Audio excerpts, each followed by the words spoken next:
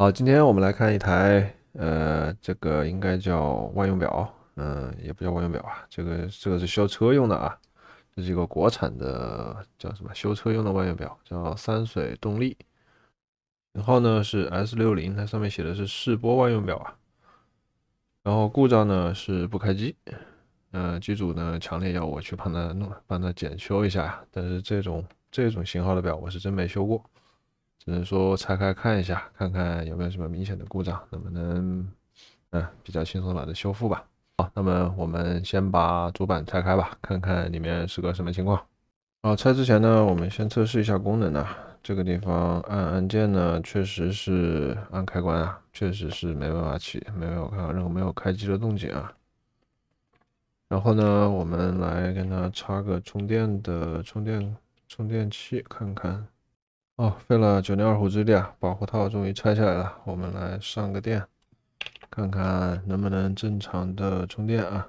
哎，屏幕有显示了啊，显示在充电。然后这个时候我们按一下开机，还是不行啊，能显示充电，但是没有显示，没办法开机。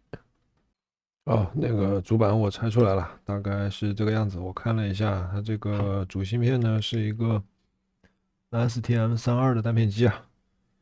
然后整个主板呢，我看了一下，没有很明显的烧毁啊或者烧坏之类的痕迹。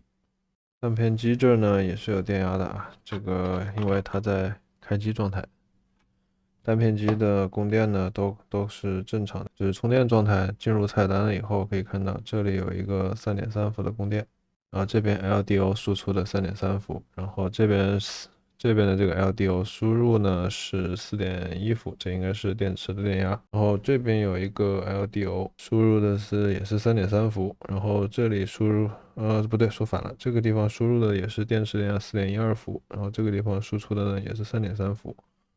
看起来呢一切都是正常的。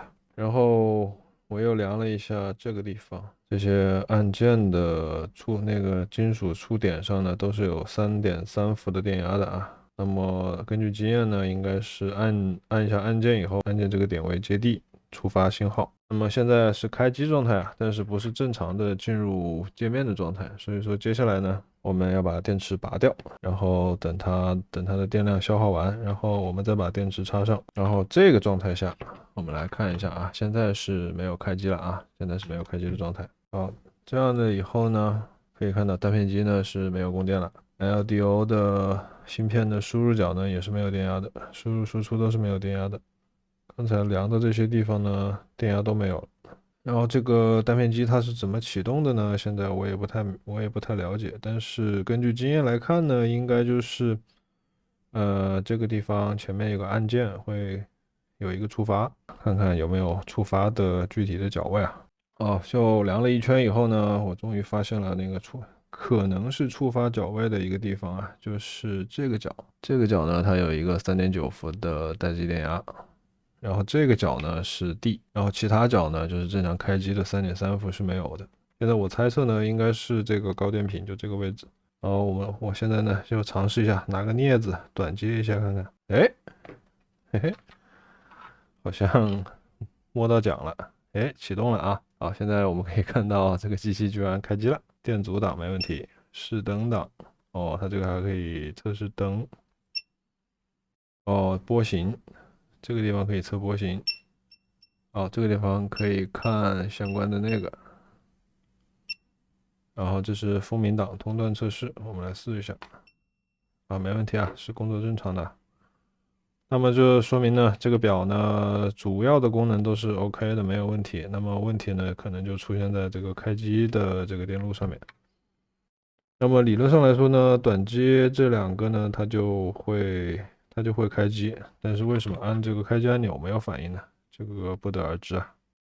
好，经过了一通研究呢，我发现了问题所在啊。我们先来演示一下，其实说白了就是这个按钮呢，按下去以后呢，那个电瓶没有被拉低。怎么说呢？我们来测试一下。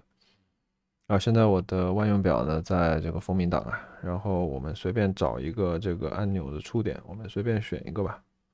比如说选这个我测试出来了，就是那个电压档的那个按钮，我们按下去。可以看到明显的就是有接地的、接通的一个信号。这边呢就是这个最后的这两个呢，应该就是开机键的。好，可以看到我在按按钮，但是蜂鸣档呢没有响。这个玩意儿我可没有，我可弄不到配件。现在只能想一个办法来曲线救国啊，就是跟它重新做一个单独的开机按钮。思考了半天以后呢，我现在做了一个折中的解决方案呢。一根线呢是接到这边，这个地方呢和那个开机角呢是它这个地方我不太好焊接，所以说我焊到另外一个可以给一个高电平的地方，大概是这样。然后呢，我在这里粘了一个那个触点式开关，然后保持这个样子以后呢，现在开机呢，我们只需要去按一下后面的这个开关，好，就可以开机了。然后我又测试了一下，所有的按钮呢都是好的，就是开关键坏了。你看，其他所有的按钮呢都是可以工作的，唯独就是这个开关按钮坏了呀。反正这个表呢，核心故障呢就这么修复了啊。那么本期视频呢就到这里，感谢大家的观看，拜拜。